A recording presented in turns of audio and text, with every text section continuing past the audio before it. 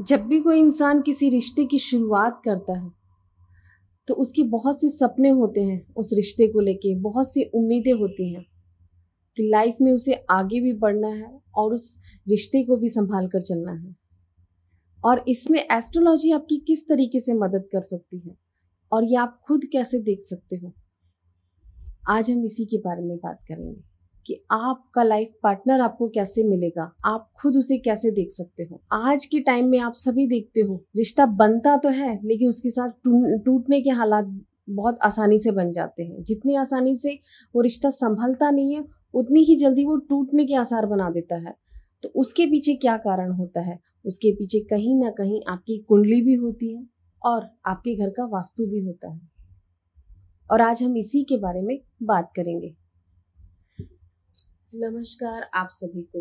भोले बाबा और माता रानी आप सब पर अपनी कृपा बनाए रखें। आप अपनी कुंडली के अंदर बेसिक तौर पे खुद कैसे देख सकते हो कि आपको अपना लाइफ पार्टनर कैसे मिलेगा, आज हम उसी के बारे में बात करते हैं। सबसे पहले उसके लिए आप चार्ट देखिए। चार्ट के अंदर देखिए कि आपका लाइफ पार्टनर कौन से घर से देखा जाता है। 7th हाउस से देखा जाता है। उसके अंदर राशि चाहे कोई सी भी बैठी हुई हो, 12 राशियां होती है, 12 राशि में से कोई सा भी आपका लगन हो, लेकिन जो भी आपके 7th हाउस में राशि बैठेगी उसका लॉर्ड जहां पर भी बैठेगा आपका लाइफ पार्टनर उसी तरीके से आपको मिलेगा, और आप इसको खुद बेसिक तरीके से समझ सकते हो।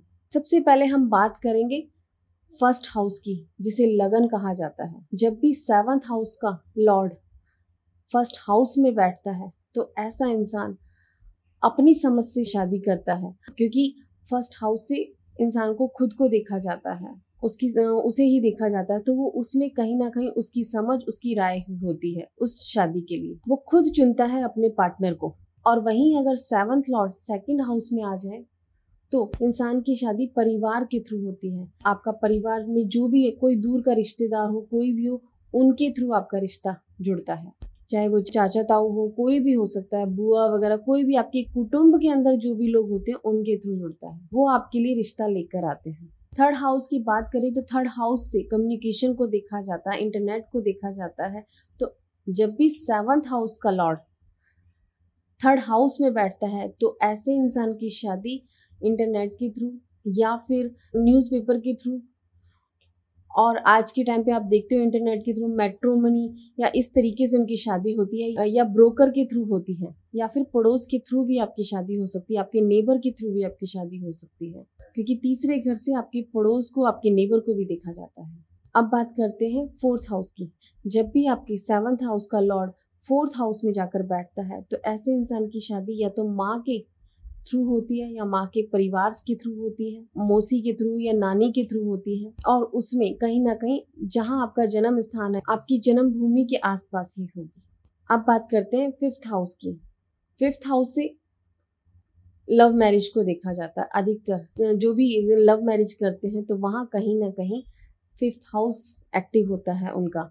तो 7th हाउस का लॉर्ड जब भी 5th हाउस में बैठता है तो ऐसे इंसान की लव मैरिज होती है, चाहे उसे वो बाद में अरेंज में बदले, कैसे भी करे, कोर्ट मैरिज करे, लेकिन 5th हाउस वहाँ जरूर एक्टिव होता है। अब बात करते हैं कि 7th लॉर्ड जब 6th हाउस में आके बैठता है तो जब भी ऐसे इंसान की शादी होती है, या तो अपने जहाँ पर वो जॉब कर रहा होता है वहीं पर उसको अपना लाइफ पार्टनर मिलता है। और आपने देखा भी होगा बहुत से ऐसे कपल हैं जो जॉब कर रहे होते हैं और अपने आप को एक दूसरे को पसंद भी कर लेते हैं। जब जॉब करते करते ही उन्हें एक दूसरे से प्यार हो जाता है या जो भी है, वहाँ उनकी शादी हो जाती है। तो वहाँ 6th हाउस का रूल होता है। या फिर आपकी शादी ननिहाल के थ्रू भी हो सकती है, कि कहीं ना कहीं उसमें आपके ननिहाल का भी रोल हो सकता है, क्योंकि 6th हाउस से आपके ननिहाल को भी देखा जाता है। जब 7th हाउस का लॉर्ड 7th में ही बैठता है तो आपने देखा होगा कि कोई भी कपल जब बिजनेस स्टार्ट करते हैं तो उसके बाद वो एक दूसरे के साथ शादी भी कर लेते हैं। ये आपने बहुत से केस में देखा होगा। तो ये तभी होता है जब 7th लॉर्ड 7th में बैठता है। अब बात करते हैं 8th हाउस की। जब भी 7th हाउस का लॉर्ड 8th हाउस में बैठता है, 8th हाउस को पीड़ा का घर बताया जाता है, पेन का घर बताया जाता है, तकलीफों का बताया जाता है। लेकिन इसी घर से जब आपको लाइफ पार्टनर मिलता है तो अचानक से मिलता है, अचानक, क्योंकि पीड़ा भी आती है तो अचानक से आती है, अगर आपको कुछ मिलता है वो भी अचानक से मिलता है, खुशी भी आती है तो अचानक से आती है, क्योंकि ये कहीं ना कहीं राहु को दर्शाता है।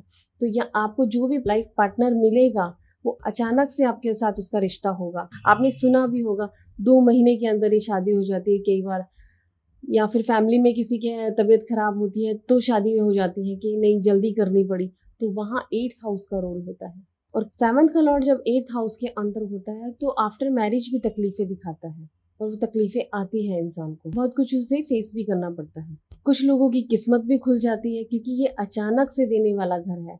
वो डिपेंड आपकी कुंडली पर करता है कि वो अच्छे रूप में आपको देने आया है या फिर आपको परेशानियां देने के रूप में आया है। 7th हाउस का लॉर्ड जब 9th हाउस में बैठता है तो ऐसे इंसान की शादी या तो पिता के थ्रू होती है या किस मंदिर के थ्रू होती है। आपने देखा ही है कि रिश्ते मंदिर के थ्रू भी मिलते हैं। आप पंडित जी के पास लिखवा कर आते हो या वहाँ लिख देते हो तो आपका रिश्ता जुड़ता है। तो उसमें आपकी या तो पिता का रोल हो सकता है, क्योंकि 9th हाउस से आपके पिता को भी देखा जाता है, मंदिर को भी देखा जाता है, या फिर आपको ईश्वर या किस्मत आपकी लाइफ पार्टनर से मिलाती है। जब भी 7th हाउस का लॉर्ड 10th हाउस में जाकर बैठता है तो ऐसा इंसान अपने प्रोफेशन से जुड़े हुए इंसान से शादी करता है, चाहे वो वकील हो सकता है, डॉक्टर हो सकता है, किसी भी प्रोफेशन में हो, तो वो पार्टनर उसे अपने प्रोफेशन से जुड़ा हुआ मिलता है, उसके साथ काम करता हुआ भी हो सकता है या उसी लाइन से जुड़ा हुआ भी हो सकता है, या फिर वो सेम स्टेटस रखता है, या फिर वो हो सकता है कि सेम लेवल की मेहनत भी करे।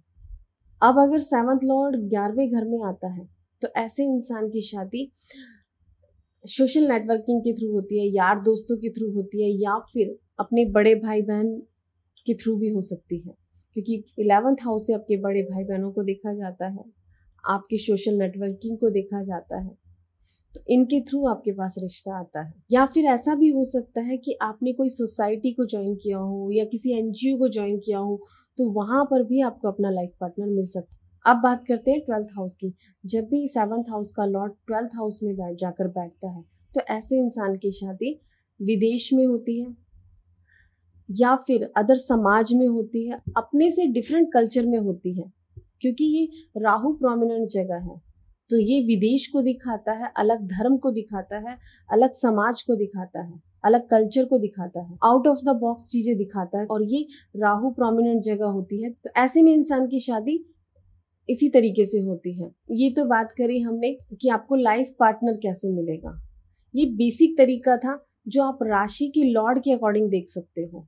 अगर डीपली जाना होता है तो आपको नक्षत्र, सब लॉर्ड, दृष्टियां सब कुछ देखना होता है, लेकिन ये मैंने आपको बेसिक तरीका बताया है कि जिससे आप खुद लाइफ पार्टनर को देख सको। लेकिन आज आप देखें कि जिस रिश्ते के लिए चाहे वो पेरेंट्स हो चाहे खुद इंसान हो जो ढूंढता है, जो रिश्ता बांधने की कोशिश करता है, आज वो अधिकतर टूटते ही जा रहे हैं, बनने के बजाय टूटते जा रहे हैं। उसका रीज़न क्या है? आज का कल्चर है, उसमें सबसे बड़ा रोल आज का इन्वायरमेंट है और आपके घर का वास्तु है। आज देखिए कि अधिकतर लोग फ्लैट्स में रहते हैं, और फ्लैट्स में क्या होता है कि आपका बेडरूम के अंदर ही टॉयलेट होता है।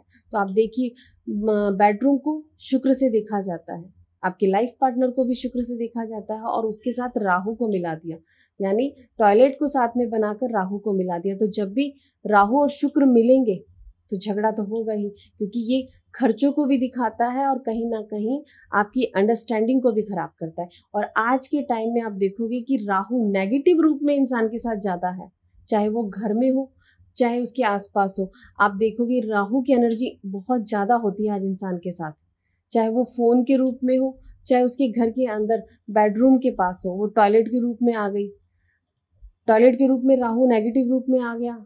हाथ में मोबाइल हमेशा होता है, आप सो भी रहे हो तो भी आपके पास ही मोबाइल रखा हुआ होता है। तो आप देखिए कि राहु नेगेटिव रूप में इंसान के साथ ज़्यादा है, और वो यही कारण है कि आज जो किसी टाइम पे, पहले के टाइम पे हमारे सनातन धर्म में जो रिश्ते निभ जाया करते थे, गलतियां होते हुए भी वो फिर भी उन्हें चलाया, रिश्तों को निभाते थे। आज वही रिश्ते कामयाब नहीं हो पा रहे। हालांकि समझ भी ज़्यादा है, टेक्नोलॉजी भी बढ़ चुकी है, फिर भी उसके बावजूद आज रिश्ते नहीं निभा पा रहा इंसान। तो वहाँ कहीं ना कहीं नेगेटिव राहु का आना वो भी वास्तु के तरीके से आपके घर में आना, वो भी एक कारण है। और आप देखिए कि आज मॉडर्न तरीके से रहते तो वहाँ पे भी कहीं ना कहीं राहु इन्वॉल्व हो गया, तो वो भी आपकी लाइफ में परेशानियां लाता है, रिश्तों को खराब करता है। आप जितना सात्विक होकर अपने रिश्ते को निभाओगे तो वहाँ कहीं ना कहीं आपके ग्रह बृहस्पति और केतु आपको सपोर्ट करेगा। लेट गो की आदत जितना आप डालोगे तो केतु आपको सपोर्ट करेगा, तो वही आपके रिश्ते को भी अच्छा बनाएगा। तो आप अपने अंदर सात्विकता लेकर आइए, लेट गो की आदत रखिए, तो यही रिश्ता आपका अच्छे रूप में आपके सामने आएगा। ये तो मैंने आपको बेसिक तरीका बताया है, अगर आप इसे करोगे तो आपको रिजल्ट जरूर मिलेगा। और आप अपनी कुंडली में इस तरीके से अपने ग्रहों को चेक करिए, आपको पता चलेगा कि आपकी शादी किस तरीके से हुई है। अब इसके अलावा अगर आपको कोई और दिक्कत आती है तो आप हमसे कंसल्ट कर सकते हैं, आपको हमारी कॉन्टैक्ट डिटेल डिस्क्रिप्शन बॉक्स में मिल जाएगी। नमस्कार आप सभी को। कृष्ण कृष्ण